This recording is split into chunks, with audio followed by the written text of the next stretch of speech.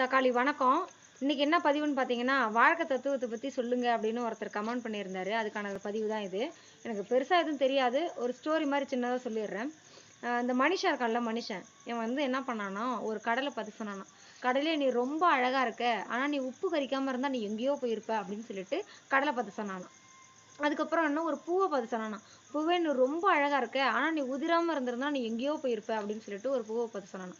அப்புறம் என்ன சொன்னானா, ஒரு மேகத்தை பார்த்து சொன்னானா, மேகமே நீ ரொம்ப அழகா இருக்க, ஆனா நீ மட்டும் கலையாம இருந்திருந்தா நீ எங்கேயோ போயிருப்ப அப்படின்னு சொல்லிட்டு மேகத்தை பார்த்து சொன்னானா. ஆனா இது மூணும் வந்து மனுஷனை பார்த்து சொன்னிச்சான். மனுஷனே நீ ரொம்ப அழகா இருக்க, ஆனா நீ குறை சொல்லாம இருந்திருந்தா வச்சுக்கியா நீ எங்கேயோ போயிருப்ப அப்படின்னு சொன்னிச்சான். அதனால இந்த உலகம் வந்து ஒருத்தவனை பழி சொல்லுமே தவிர வாழ வழி சொல்லாது.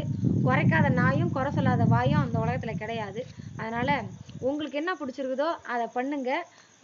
நீங்கள் எதனா தப்பு பண்ணீங்கன்னா அது உங்கள் மனசாட்சிக்கே தெரியும். உங்கள் மனசாட்சியை விட ஒரு நல்ல நீதிமன்றம் இந்த உலகத்திலே கிடையாது. அதனால் உங்கள் மனசாட்சிக்கு ஒன்று தப்புன்னு தப்புன்னு தோணுச்சுன்னா அதை பண்ணாதீங்க. மற்றபடி யார் சொல்கிறதும் நம்ம கேட்கணுன்ட்டு அவசியம் இல்லை. உங்களுக்கு என்ன பிடிக்குதோ அதை பண்ணுங்கள். ஓகே, வணக்கம், பாய்.